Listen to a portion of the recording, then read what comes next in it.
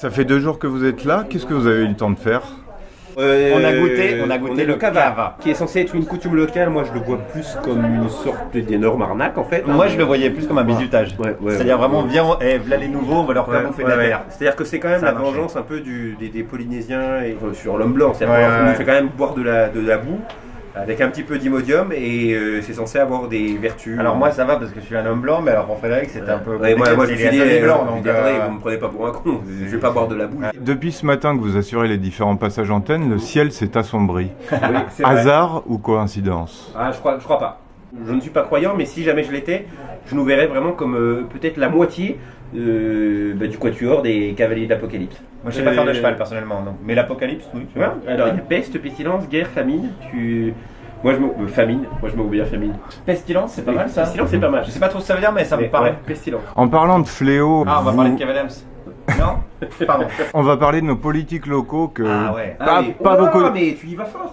Pas beaucoup de personnes pour l'instant n'a osé s'attaquer, les égratigner. Parce que vous vivez ici. Vous concrètement, quel niveau d'implication vous pensez y mettre une hache ou une sulfateuse? Non, nous on est Moi, gentils. Je suis plus arme blanche. Moi je suis pas du tout arme. Je pense que ces gens faut les aimer. Et s'ils ont tel ou tel comportement, il faut comme des enfants, il faut leur mettre une petite tape sur les mains. Ou 10 ans de prison, et leur dire il faut pas faire ça, il faut pas voler l'argent des gens comme ça, c'est pas bien. Donc je suis pas pour les transpercer avec quelconque objet. C'est là où vraiment je ne rejoins pas mon collègue, c'est qu'en fait je pense que ces gens-là ne comprennent rien. Si ce n'est une bonne grosse tape dans la gueule. Donc moi je crois vraiment à la vertu cathartique de la scène. C'est le moment où les petites gens peuvent être vengés. Les Calédoniens, comme pas mal de Français, détestent recevoir des leçons, et notamment des leçons des humoristes. Comment vous voyez votre rôle? On est humoriste à France Inter, donc à la limite je pense qu'on est presque ceinture noire de donneur de leçons. Oui, c'est même la base. C'est même sur le contrat, bien sûr que oui. D'ailleurs c'est même pas chroniqueur, c'est donneur de leçons. Mais oui. Mais même dans la vie, quand quelqu'un fumait, on dit c'est pas bien. C'est pas bien, provoque le on fait une cancer. chronique, etc. Quand on voit quelqu'un rentrer comme ça, je sais pas, chez Célio, tout ça, on se jette sur lui, mais tu te rends compte, les enfants au Bangladesh, etc., toute cette économie. Non, vraiment, on est vraiment chiant. Regardez Hanouna, du coup, j'ai toujours une photo du on éteint, on dit, regarde, c'est l'équivalent. On montre les résultats, le QI des Français baisse, il y a encore eu des études qui le prouvent. Est-ce que tu crois que c'est pas lié? Non, donc on sait très bien que ça énerve les gens, mais quelque part, ils ont tort. C'est nous qui avons raison.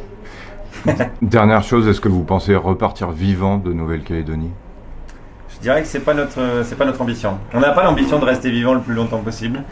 On a vraiment l'ambition de profiter de chaque moment qu'on vit le plus intensément possible. Et en plus, je pense qu'en militant comme on le fait depuis qu'on est arrivé pour l'indépendance de la Nouvelle-Calédonie, on est vraiment dans cette intensité d'action. Je dirais qu'on densifie l'instant. Et alors moi, on fait de chaque instant quelque chose de rare. Je suis moins engagé que Guillaume sur l'indépendance de la Nouvelle-Calédonie. Il est plus lâche, mais il en pense pas moins. Je suis toujours engagé sur l'indépendance déjà de la Martinique et de la Guadeloupe. On peut pas être partout. Donc un jour, ça sera autre chose. Mais voilà. Grosso modo, il arrive un moment, il faut se dire, on ne peut pas faire 8000 km ou même plus, traverser pendant 25 heures et imaginer qu'on est toujours en France sans qu'il y ait eu un problème à un moment donné. Voilà, c'est juste ça.